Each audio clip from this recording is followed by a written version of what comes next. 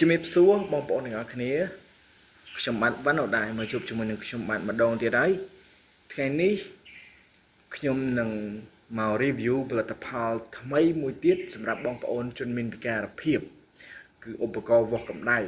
ដែលភាសាអង់គ្លេសហៅថា infrared medical thermometer ឧបករណ៍នេះគឺបងប្អូនជនពិការប្រើប្រាស់បានដោយសារតែមានសម្លេងប្រាប់ពីសីតុណ្ហភាពហើយអត់វាស់ប្រើប្រាស់ញុកត្រចៀកឬក៏គៀបឃ្លៀអីទេគឺប្រើប្រាស់ដូចពេទ្យអញ្ចឹងមាន IR sensor បងប្អូនគ្រាន់តែដាក់ក្បែរថ្ងាសរបស់បងប្អូនប្រហែលជាមួយឆ្អាមទៅហើយបងប្អូនចុចទៅនឹងអាចដឹងពីសីតុណ្ហភាពបានឧបករណ៍នេះមានលក្ខណៈពិសេសត្រង់ថាមានកំណត់ត្រា12ម៉ោងចុងក្រោយនៅពេលដែលបងប្អូនវាស់កម្ដៅតែជនមានពិការភាពអាចមើល data នឹងបានទេអធិស្ឋានផង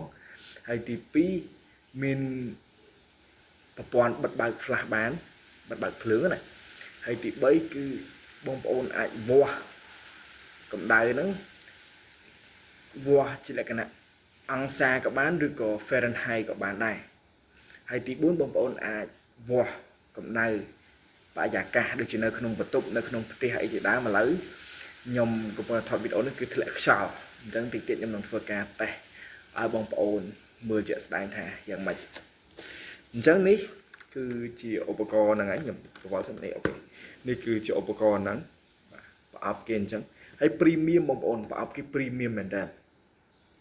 ហើយនេះពីចំហៀងបាទនេះគឺពីចំហៀងហើយនេះគឺផ្នែកខាងក្រោយខ្ញុំមិនដឹងអត់ដឹងខាងណាខាងក្រោយនៅប៉ុន្តែ notch ដែលគេបាក់ notch ដែលគេដាក់ឲ្យបើកឯ notch ឬក៏អីនិយាយស្រួលទៅថាកន្លែងនេះគេដាក់ឲ្យបើកហ្នឹងគឺវាចំនេះចំនេះអញ្ចឹងខ្ញុំសន្និដ្ឋានថានឹងគឺជាខាងមុខតែបើខ្ញុំនិយាយទៅខុសអីសូមជាស្រ័យផងអញ្ចឹងខ្ញុំនឹងធ្វើការបើកប្រអប់តែជាស្រ័យបើសិនបើឃើញការបើកប្រអប់ខ្ញុំអីអត់ពេញដោយសារតែខ្ញុំអត់មានអ្នកជួយថតប្រចាំកាមេរ៉ាឲ្យទេខ្ញុំដាក់បញ្ឈរចោលទេអញ្ចឹងខ្ញុំបើកអូយលឺប្រអប់ទៅជាតែបាទនេះខ្ញុំសូមបញ្ជាក់បងប្អូនដែរថាខ្ញុំមានទទួលកំងប្រសិនបើបងប្អូនចង់បានបងប្អូនអាចតាក់ទងខ្ញុំបានតាមរយៈលេខទូរស័ព្ទ016 22 7968ឬបងប្អូនអាចคลิกនៅលើ link ដែលខ្ញុំបានដាក់នៅក្នុង description តាក់ទងមកខ្ញុំដាក់ social media គ្រប់ប្រភេទមានទាំង WhatsApp មានទាំង Telegram មានទាំង Facebook page អីជាដើមបងប្អូនអាចរកបានសម្រាប់អ្នកនៅលើ page របស់ខ្ញុំជាស្រ័យនិយាយលឿនសម្រាប់អ្នកនៅលើ page របស់ខ្ញុំអាចឆាតមក page ខ្ញុំផ្ទាល់ក៏បានឬក៏អាច click លើ link នេះដូចគ្នាខ្ញុំបានដាក់ link ដូចគ្នាទេដើម្បីរក social media របស់ខ្ញុំ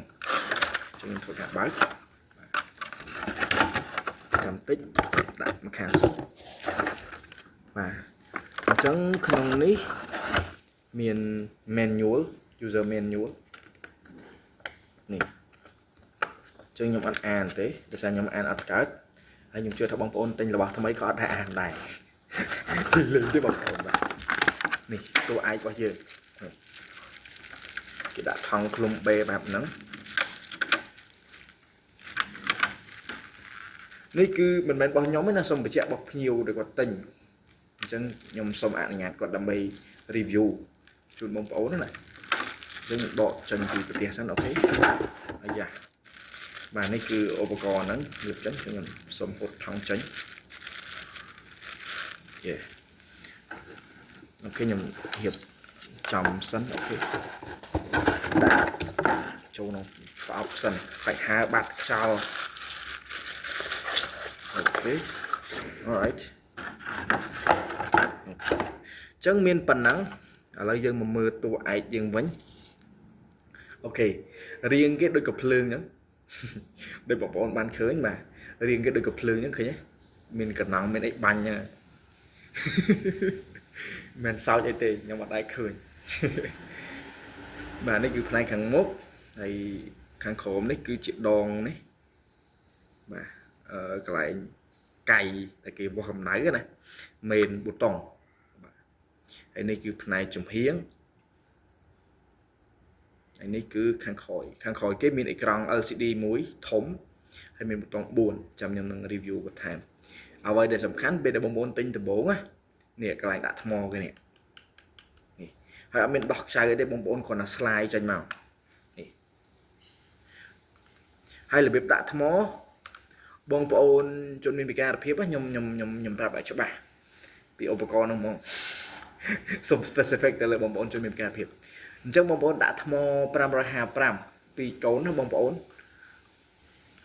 នដាក់ផ្នែកខាងស្ដាំខាងក្រៅហ្នឹងដាក់ផ្កាប់ឲ្យគូតថ្មផ្ងាឡើងលើហើយចុងក្រោយគេបងប្អូនដាក់ឲ្យឃើញក្បាលថ្មមូលដាក់ឲ្យវាប្រឈរឡើងលើវិញអញ្ចឹងដាក់ប្រឆាស់បដ ாய் ខាងស្ដាំហ្នឹងគឺផ្កាប់គូតថ្ម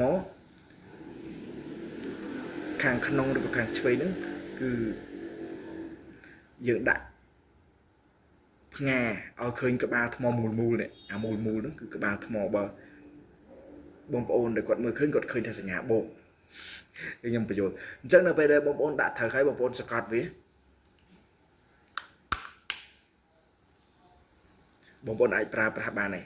ជាធម្មតានៅពេលដែលដាក់ត្រូវហើយសកត់ទៅឧបករណ៍នឹងលឺសលេងមួយទីតបញ្ជាក់អូខេអញ្ចឹងប៊ូតុងដំបូងគេនេះគឺជាប៊ូតុង main ហ្មងគឺដូចកាយកំភ្លើងជាងបងប្អូនកេះទៅ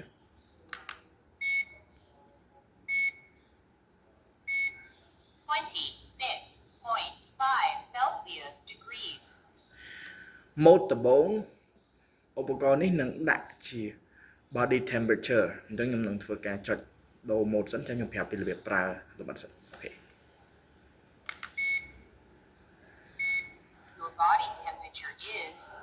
32.5 Celsius degrees អាហ្នឹងគឺយើងចុចកន្លែងកាយកំភ្លើងនេះអញ្ចឹងប៊ូតុងទាំងអស់ខ្ញុំរៀបរាប់បាទមានចំនួន4ណាប៊ូតុងខាងឆ្វេងគេនេះគឺជាប៊ូតុងខាងឆ្វេងគេនេះគឺជាប៊ូតុងរបៀបដូចជាប៊ូតុងកំណត់ត្រាខ្ញុំអត់ច្បាស់ដែរហ្នឹងខ្ញុំសុំឡងអាហ្នឹងខ្ញុំគិតថាបងប្អូនអត់ប្រើទេហើយប៊ូតុងទី2គឺជាប៊ូតុង flashlight ខាងលើនេះណាបាទហើយប៊ូតុងទី3ខាងក្រោមនេះគឺជាប៊ូតុងបដូរម៉ូដវាស់កម្ដៅខ្លួនឬក៏វាស់កម្ដៅបរិយាកាសហើយប៊ូតុងចុងក្រោយគឺយើងបដូរម៉ូដអំពី Fahrenheit ទៅ degree Celsius អញ្ចឹងមកពីប្រអប់ដំបូងគឺគេ set ទៅជា Fahrenheit ទេអញ្ចឹងខ្ញុំសូមធ្វើការវាស់កម្ដៅលើខ្លួនខ្ញុំដាក់ចិត្តថ្ងាសខ្ញុំប្រហែលជា2ចាអាមបាទខ្ញុំវាស់សិន Your body temperature is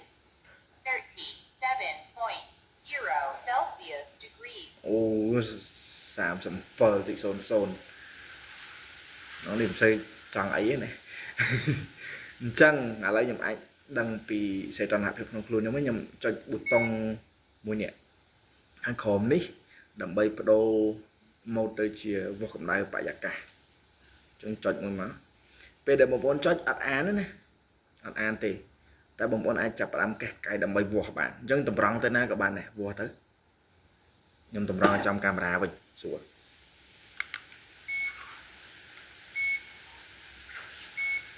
Body temperature is